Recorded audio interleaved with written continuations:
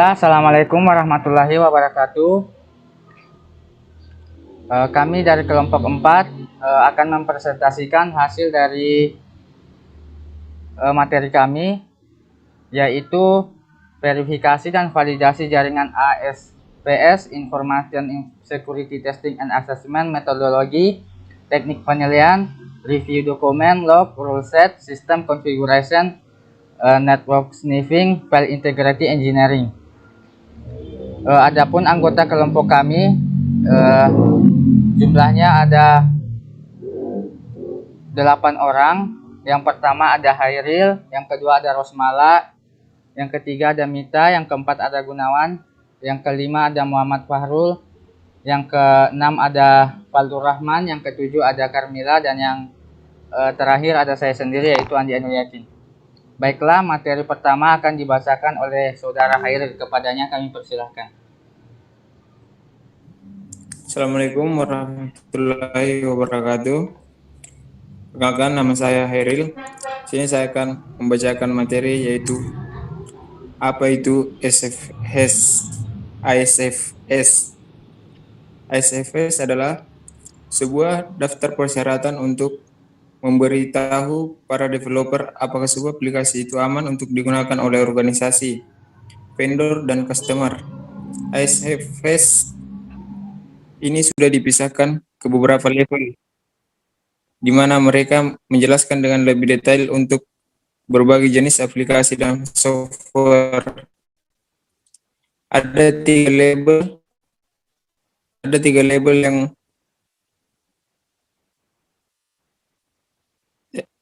yang mereka bahas, yaitu opportunistic level untuk software umum, standar level untuk aplikasi yang mengandung data sensitif, dan advanced level untuk aplikasi-aplikasi seperti aplikasi rumah sakit, software dan aplikasi bank, website dan software pemerintahan dan sejenisnya.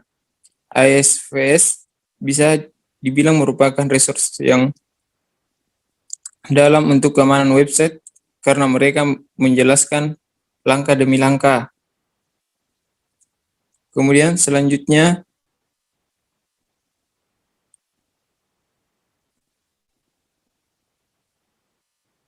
tujuan SFS.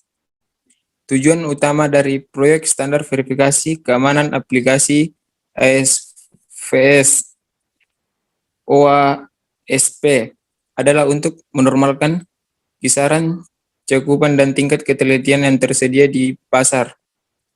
Dalam hal melakukan verifikasi keamanan, aplikasi web menggunakan standar terbuka yang dapat diterapkan secara komersial. Standar ini memberikan dasar untuk menguji kontrol, kemudian teknis aplikasi, serta kontrol keamanan teknis apapun di lingkungan, yang diandalkan untuk melindungi dari kerentanan seperti cross-site scripting, XSS, dan injeksi SQL. Standar ini dapat digunakan untuk menetapkan tingkat kepercayaan dalam keamanan aplikasi web. Persyaratan dikembangkan dengan tujuan berikut dalam pikiran.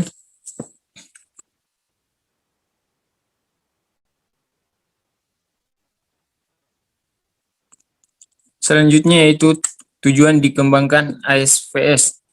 Yang pertama, digunakan sebagai metrik, berikan pengembang aplikasi dan pemilik aplikasi tolak ukur untuk menilai tingkat kepercayaan yang dapat ditempatkan pada aplikasi web mereka.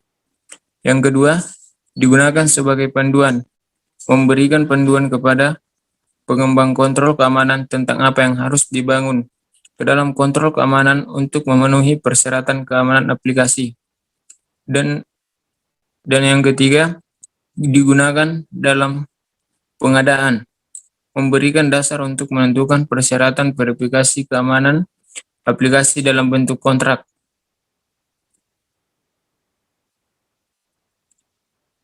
Selanjutnya yaitu metodologi penilaian keamanan.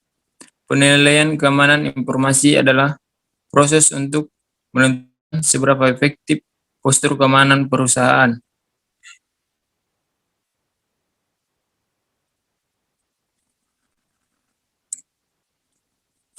Selanjutnya yaitu pengertian security testing. Security testing adalah jenis pengujian perangkat lunak yang dilakukan untuk mengidentifikasi kerentanan serta memastikan bahwa data dan sumber daya sistem di dalamnya sudah terlindungi dengan baik dari para penyusup.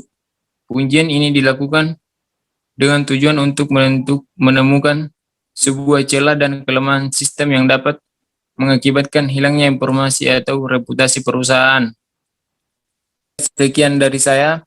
Selanjutnya akan dilanjutkan oleh Saudari Rosmala M. Dalam security testing, khususnya yang dilakukan pada situs website dan aplikasi, akan ada 4 area utama yang akan diperhatikan. Keempat area tersebut adalah network security. Pengujian ini dilakukan untuk mencari kerentanan dalam infrastruktur jaringan. Kedua yaitu sistem software security. Pengujian untuk menilai bagaimana tingkat kelemahan berbagai perangkat lunak tempat aplikasi bekerja, seperti operating system, database system, dan lain-lain. Ketiga yaitu client side application security. Pengujian ini dapat memastikan bahwa sisi klien seperti browser tidak dapat dimanipulasi. Keempat yaitu server side application security. Pengujian untuk memastikan bahwa sisi server memiliki keamanan yang kuat dan dapat memblokir beragam gangguan.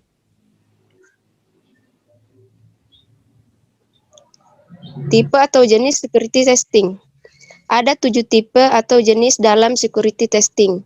Yang pertama yaitu vulnerability scanning.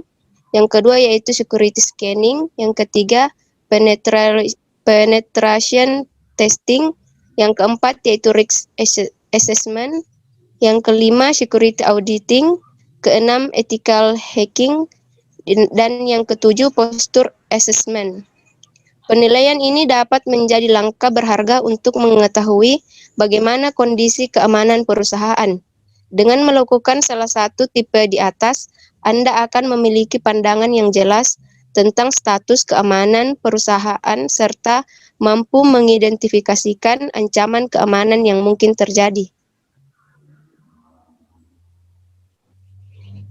Metodologi pendekatan dalam security testing. Yang pertama yaitu Tiger Box. Metodologi pengujian ini pada umumnya dilakukan melalui laptop atau OS yang memiliki seperangkat alat untuk hacking. Dengan metodologi ini, penguji dapat mengevaluasi kerentanan serangan siber. Yang kedua yaitu Black Box. Metode pengujian perangkat lunak di mana struktur atau desain internal dari item yang perlu diuji tidak diketahui oleh penguji. Pengujian black box juga sering disebut sebagai functional testing atau closed box testing. Yang ketiga yaitu gray box, dilakukan pada suatu perangkat lunak dengan informasi fungsionalitas internal yang terbatas. Biasanya, pihak penguji akan memiliki beberapa pengetahuan dasar tentang kode dan algoritma perangkat lunak. Teknik penilaian.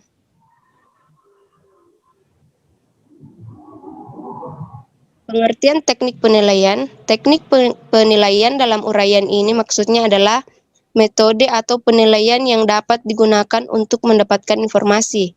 Teknik penilaian yang memungkinkan dan dapat dengan mudah digunakan misalnya adalah yang pertama yaitu tes tertulis, lisan, dan perbuatan. Yang kedua observasi atau pengamatan. Dan yang ketiga wawancara. Ada beberapa teknik dan alat penilaian yang dapat digunakan sebagai sarana memperoleh informasi tentang keadaan belajar siswa. Penggunaan berbagai teknik dan alat itu harus disesuaikan dengan tujuan melakukan penilaian. Waktu yang tersedia, sifat tugas yang dilakukan siswa, dan banyaknya jumlah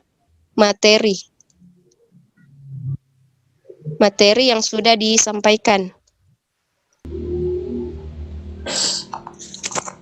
Baiklah, perkenalkan nama saya Mita, saya akan melanjutkan materinya. Beberapa teknik penilaian. Yang pertama, teknik penilaian melalui tes. Yang pertama tertulis, yakni tes yang soal-soalnya harus dijawab siswa dengan memberikan jawaban tertulis. Yang kedua, tes lisan.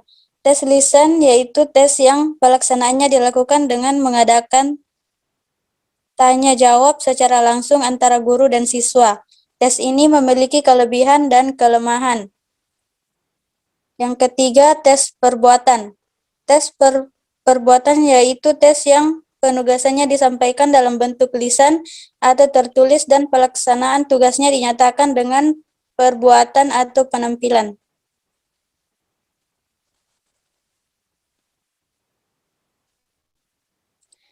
Selanjutnya, teknik penilaian melalui observasi dan pengamatan.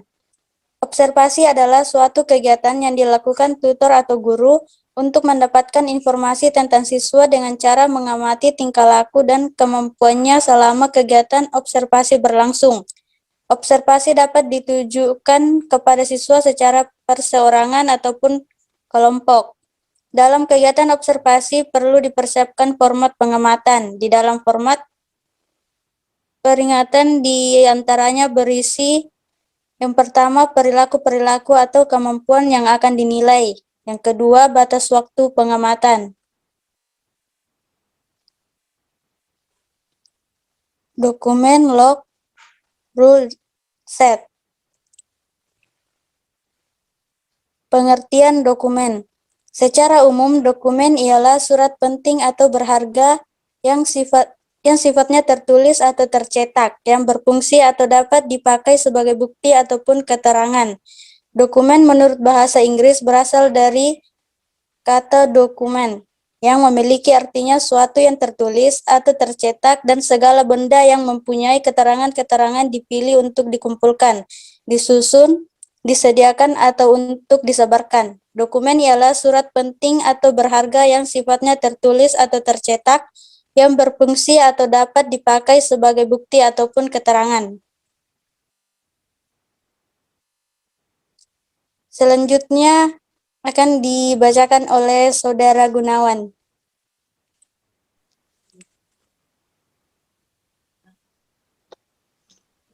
Oke, terima kasih. Assalamualaikum warahmatullahi wabarakatuh. Terima kasih atas kesempatan yang diberikan kepada saya. Di sini saya akan menjelaskan jenis-jenis dokumen. Berikut ini merupakan jenis-jenis dokumen. Satu, berdasarkan kepentingan meliputi dokumen pribadi, dokumen niaga, dan dokumen pemerintah. Yang kedua yaitu berdasarkan bentuk fisiknya meliputi dokumen literer di bidang perpustakaan, dokumen kontrol di bidang museum, dan dokumen privat di bidang kearsipan. Tiga yaitu berdasarkan fungsinya meliputi dokumen statis dan dokumen statis dan dinamis.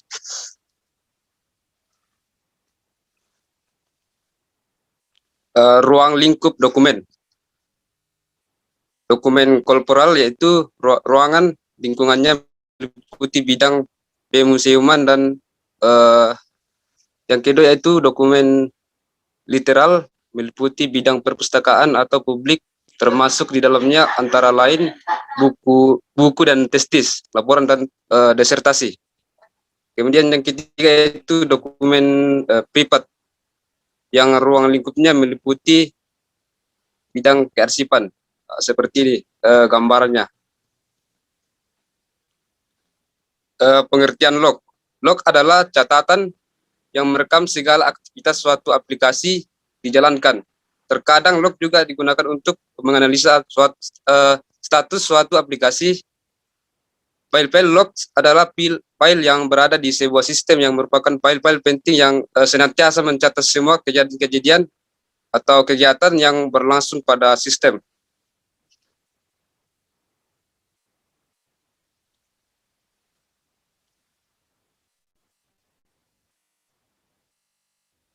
Fungsi log.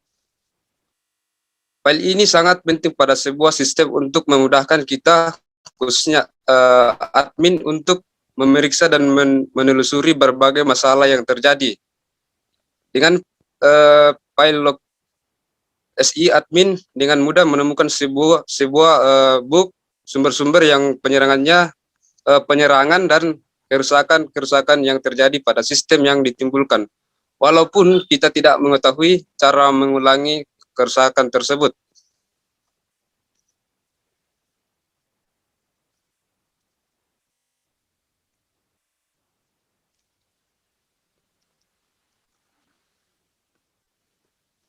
Pengertian rule set. Terdapat suatu metode yang dinamakan asaksiotin atau rule. Metode ini bertujuan untuk menunjukkan nilai asosiatif antara jenis-jenis produk yang dibeli oleh pelanggan, sehingga terlihatlah suatu pada berupa produk apa saja yang sering dibeli oleh pelanggan tersebut. Materi selanjutnya akan dibacakan oleh Saudara Fahrul Pawali.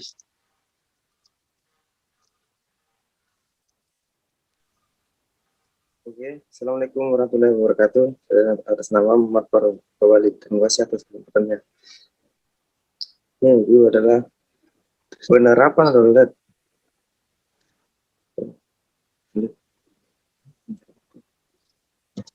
Untuk penerapan pada metode transaksi roulette ini biasanya digunakan pada saat mencari suatu hubungan antar item di dalam sebuah dataset yang telah ditentukan. Dengan begitu, proses pencarian roulette dalam suatu objek tersebut, analisisnya akan lebih mudah dikarenakan banyaknya suatu item dalam rule yang terbentuk, maka harus lebih setara dengan sebuah tingkatannya.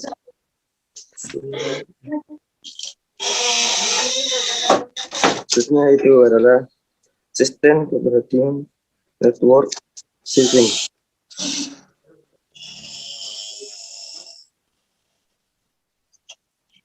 Definisi shipping adalah proses monitoring dan execution semua paket dan melewati jaringan, tentu dengan menggunakan alat shipping. Shipping adalah bentuk penyebatan kabel telepon, dan untuk mengetahui penerapannya, jabatan seperti ini juga diterapkan pada jaringan komputer. Shipping memungkinkan Anda melihat segala macam lalu lintas untuk dalam kondisi yang benar dan dengan protokol yang tepat. Pihak yang menyerang mungkin dapat mengumpulkan informasi yang dapat digunakan untuk serangan lebih lanjut atau menyebabkan masalah lain bagi pemilik jaringan atau sistem. Selanjutnya itu adalah cara kerja shipping. Maka itulah secara shipping atau orang yang melakukan shipping biasanya mengubah sistem ke mode Prometheus sehingga bisa listing semua data yang dikirimkan pada setiap segmennya, seperti ilustrasi di bawah. Super dalam terus menentu semua lalu melalui link dengan informasi paket data.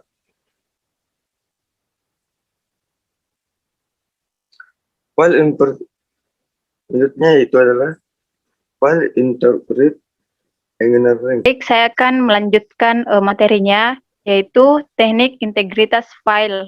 Teknik integritas file adalah proses menggabungkan atau mengkombinasikan dua atau lebih set data yang berasal dari sumber yang berbeda ke dalam suatu penyimpanan, seperti data warehouse.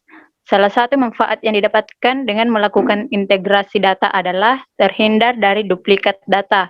Seperti kita ketahui, jika terdapat duplikat data, maka akan mengganggu proses selanjutnya yang hendak dilakukan seperti analisis data, karena nilai yang diperoleh bisa tidak konsisten. Kemudian materi selanjutnya akan dibacakan oleh Fadlur Rahman. Oke, baik.